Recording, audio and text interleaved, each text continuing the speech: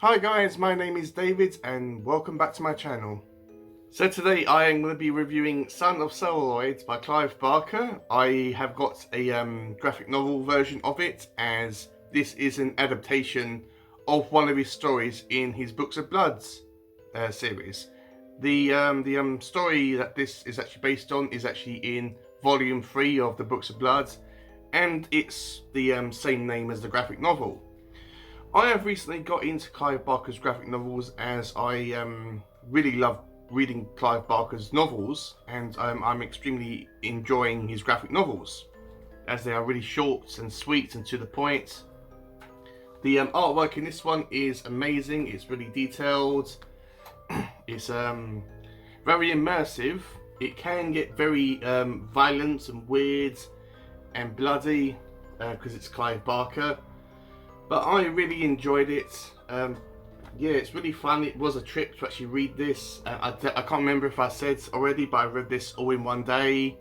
And I read this because after I finished reading We Are Legion, We Are Bob, I needed a break in between that and reading the next novel. So that is the reason why I picked this one up and actually give it a read. I'm not sure when this was actually published, but it was I'm pretty sure it was probably published around the same year as the Books of Blood book, and that was in the year around 1991. And I didn't really know much about this story going in. I knew that it had something to do with the movies and a haunted cinema, as it has Marilyn Monroe on it, and it has a picture of a picture house or a cinema on the back. And so I knew that it had something to do with a haunted cinema. Also, fun fact as well, guys, this is going to be a perspective. I mean, this is going to be from a perspective of someone that actually does work at a cinema. Well, we used to before lockdown, anyway. So this is going to be a really fun perspective. Talking about something that's actually based in a cinema by someone that actually works in a real life cinema. So yeah, that'll be interesting. So this is going to be a spoiler free video as always, and this is going to be my own thoughts and feelings regarding this book. And also, I haven't read the short story in the Books of Blood that this story is actually based on, or this graphic novel is actually based on rather, so I can't give you a comparison between the two, simply because I haven't read it. This video is simply going to be me talking about only the graphic novel. So the story opens up by introducing us to a criminal who has just escaped from prison, and he has been shot in the guts while he was trying to escape. He has stolen a suit and he is wandering the streets trying to evade the police and trying to become a free man. Even though he is a criminal, he's not necessarily a bad guy, as he does he's never really killed anyone before. It's implied in the book that he's never shot anyone, but I think that he was convicted as being a thief or thievery or something along them lines. But he's not a violent man. But he is a bad guy, if that makes sense. While he's trying to evade the police, he mentions a mythical creature called Sing Sing. And Sing Sing is seen as this criminal's god. This criminal looks up to this mythical creature or figure, and he's always asking Sing Sing for advice. Sing Sing is pretty much a fat, overweight man that's completely naked, that has a massive smile on his face. And he isn't really mentioned at all in the majority of this book. He's only mentioned briefly at the start, and he's never mentioned again. So while this criminal was trying to escape the police, he is found in an alleyway, and he is shot in the leg, and he runs off, and he hides at the back of a movie theater, where he crawls into a air vent to try to evade the police. And he knows that if he goes in there, he will hide from the police, and the police will never find him. When he crawls into this air vent, he opens up his wounds, and he succumbs to his injuries, and he dies at the back of this cinema. Then the story opens up many years later, and it introduces us to our main character called Birdie, who is an overweight woman who's actually described in the book as being fat. Birdie is really nice. She's at the point that we see her, she is waiting for a woman to leave the cinema, as all the movies are actually finished for the day, and this woman says that her boyfriend has just gone into the bathroom and he hasn't come out yet. So Birdie has a discussion with her and a talk with her about stuff in general. And this woman is extremely beautiful, and Birdie says, "Oh well, I wish I could be as beautiful as she is." And then after a while, she says to this woman, "Look, I will go and get one of my colleagues to go into the men's bathroom and to try to find out what's actually happened to your boyfriend."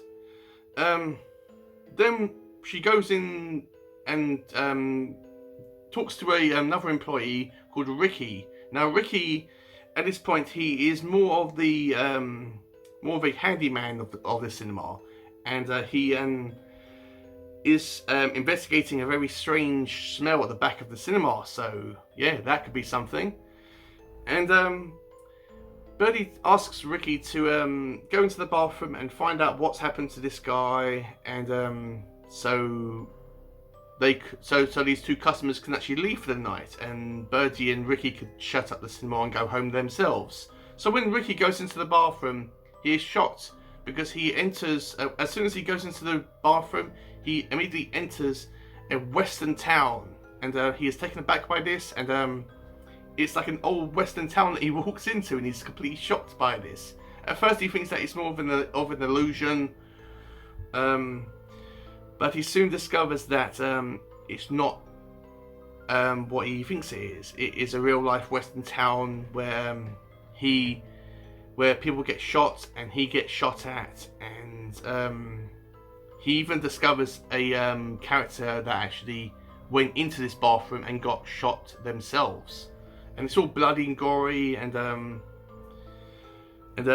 Ricky has a fight with one of the cowboys that accuses him of urinating in the street, and Ricky escapes this. And when he leaves the bathroom, he's completely in shock about this, and he tells Birdie what happened, and she doesn't really believe him at first, but we find out that she used to have a crush on Ricky, but they are friends.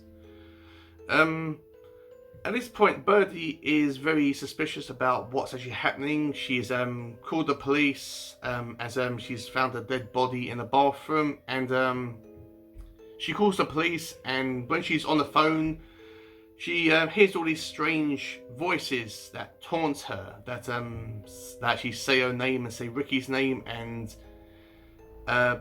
basically have a chat with her. She doesn't know who this person is, and she's saying, "Oh, can you please get off the phone? Someone's died here, and we have to call the police and get help. You're being a nuisance, basically." And and then she soon discovers that there might be someone in the cinema because the door is locked, and this woman hasn't, and it's a woman that's waiting for her boyfriend. She's actually disappeared somewhere, but the cinema is locked, and Birdie comes to the conclusion that this woman hasn't actually left, and there's someone in the cinema killing people, or doing something that they're not supposed to be doing. She's trying to find out what's actually happening, and Ricky's been going around the cinema where he finds, where he comes across Marilyn. She comes to him, and she's very beautiful. Ricky is extremely attracted to her, and he is very sexually attracted to her. And she tells Ricky, look, basically to actually love her and to give her attention. Ricky knows that Marilyn isn't real, but he says, okay, yeah, what hell does an attractive woman in front of me giving herself to me? Yeah, why not? This is a really weird story. It really is. I don't really want to give too much away. We find out that this is a possessed cinema where where it manifests different movie stars from different movies, such as Marilyn Monroe. John Wayne appears in this book, and certain other characters that are movie stars appear in this novel, and they are possessed by a creature that's possessing the cinema. And the main reason why this creature is doing this is because it wants to have attention and love from people. It wants people to look at them and admire them and give them attention, and it thrives on this. And basically, without any of this, the creature will probably cease to actually be and die off. It's not really said that, but that's the impression that the book actually gives me. This is a really great book. It does have a really satisfying ending. I won't say what happens, but when I was reading it, I was thinking that I hope it's going to not end on a really weird, cryptic note. It does have a really like a really nice, satisfying ending which ties everything up, or so we are led to believe, with some mystery aspects to it, if that makes sense. The characters in it are really great. I really connected to all of them, and it was a really fun and gory experience. So I liked the concept of this haunted movie theatre or cinema, as someone actually works in the cinema themselves. I liked how this was actually incorporating movie stars and the movies into the story as a whole. It wasn't just a setting where this random ghost was. It manifested itself as different movie stars, such as Marilyn and John Wayne, and other movie stars that were kind of like side characters, or on the side, or you saw a picture of them or whatever. I like the character of Birdie, as she is a really sweet character who, as I said, she is a bit overweight, and she doesn't see the beauty that is within herself. But she is a really sweet character. As I said, she's very loyal, especially to Ricky, and we see the whole story from her point of view. I like the ending. As I said, the ending was a really nice, well-rounded ending, and it didn't end on a completely cryptic or weird note. It left in like a really satisfying ending, but it did make you think about, okay, is this really ended, or could it or could it continue on, if that makes sense? I like the art style. The art style was really cool, and yeah, that's all I like. I mean, that's what I liked about it. The character of Ricky I really liked as well. He was cool. Would have liked a bit more from him, but it was mostly from Birdie's point of view. So when it comes to what I disliked about this book, not really a lot, as it's a graphic novel, so it's really short, and I would have liked a bit more explanation on this mythical god figure called Sing Sing. I would have liked him to be like the main villain, or the main reason why all these mysterious things are happening within this cinema. But he's only mentioned very briefly at the start of it, and it seemed to be something that could have been taken out of the story, and it wouldn't have changed a damn thing. I don't know if Sing Sing makes a more big appearance in the short story in Books of Blood, but it just seems really unnecessary for this graphic novel. It doesn't really explain how this cinema can manifest these movie stars, and what does the things that it does. And in a way, that's a nice thing, as it adds a bit of mystery to it. But I didn't really have much to complain about this story. It was a really satisfying ending. I would have liked a bit more character development from Ricky. Yeah, I mean, it was a nice, fun read that you can read in one day. So in conclusion, if you have never read anything by Clive Barker before, whether it's novels or graphic novels, and you don't know whether it's going to be your thing or not, or if you don't know whether horror graphic novels are going to be your thing or not, I would definitely give this book a try. It's not really like a massive in-depth story, as it's only 56 pages long, but what it is, it's a really fun, gory reads that, I mean, you could read in 1 or 2 days. That will get you, out of a reading slump, and it's really enjoyable. I really liked this book. It was a fun read. I really enjoyed it, and I cannot wait to read the short story collection that this book is actually based on in the Books of Blood. So that's it, guys. That is my review on Son of Celluloid by Clive Barker, and it was adapted by Steve Niles, and the illustrations were done by Les Edwards. If you've enjoyed this video, please give it a like, comment down below, let me know if you've read this, if it's something that you're likely to pick up, or if I've maybe inspired you to give it a try. Also, let me know if you've read the short story collection in the Books of Blood that this is actually based on, and we can have a discussion about it down in the comments. Hopefully I've actually done this book justice and described it as best as I can.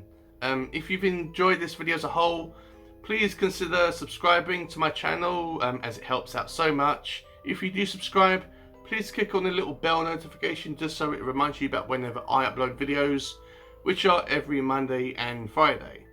And I will also put a link down in the description to my Goodreads account in case you want to follow me on Goodreads. And with all that said, have a great day, read some awesome books, and I will see you all in my next video.